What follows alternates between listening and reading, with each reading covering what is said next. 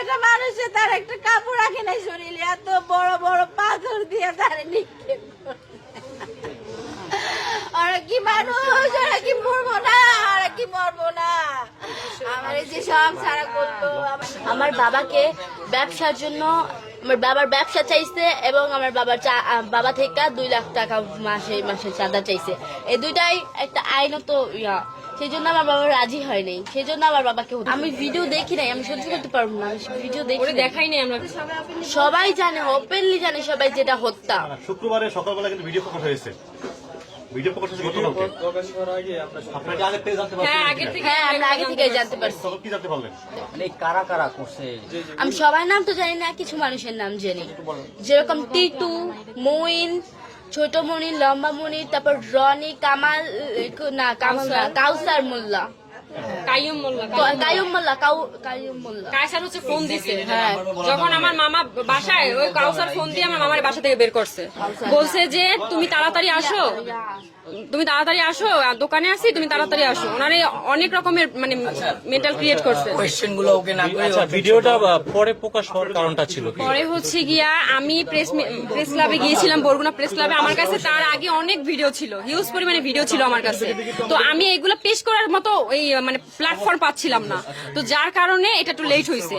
আর এই আমার কাছে যে আপনার পাথর নিক্ষেপের ভিডিওটা আসে আপনার আগামীকাল 9টার দিকে, সকাল বেলা 9টার দিকে। তো ওইটাই আমি আমার একটা কলেজ, আমি বরিশাল ভার্সিটিতে পড়ি, তো ভার্সিটির আমাদের পেজ আছে, পেজে আমি এটা আপলোড করি। আপলোড করার পরে এটা অনেকটা মানে 1 ঘন্টা না 1.5 ঘন্টার মধ্যে এটা সবাইকে ছড়াই যায়। হ্যাঁ হ্যাঁ, এটা প্রকাশ হয়েছে কালকে। কারণ আর এর আগেও আমার অনেকগুলো ফুটেজ ছিল, সিসিটিভি ফুটেজ আছে 7টা। সেটা হচ্ছে গিয়ে আপনার ওই যে আমার মামার সাথে যখন অফিসে বসে কথা হয়, আমার মামারে তখনই তারা ওইখানে বসে মারামারি শুরু করছে। শুরু করার পরে আমার মামার টানা হিস্ট্রা করে বাইরে নিয়ে আসছে এবং ঈদ দিয়ে মাথা থাতলাই দিছে। আর এখানে একটা শুট করা হয়েছে আমার মামা, এটা কিন্তু এটা করা হয় নাই। হ্যাঁ হ্যাঁ, বন্ধুত্ব ছিল। এই যে মুবিন উনি, হ্যাঁ মুহিন, উনি হচ্ছে গিয়া ওনার যে বাসার খাটটা পর্যন্ত আমার মামা কিনে দিচ্ছে। আর তারপর হচ্ছে গিয়া আপনার বাজার করে দিত, তারপর চালাইতো আমার মামা, আমার মামা ওদের চালাইতো।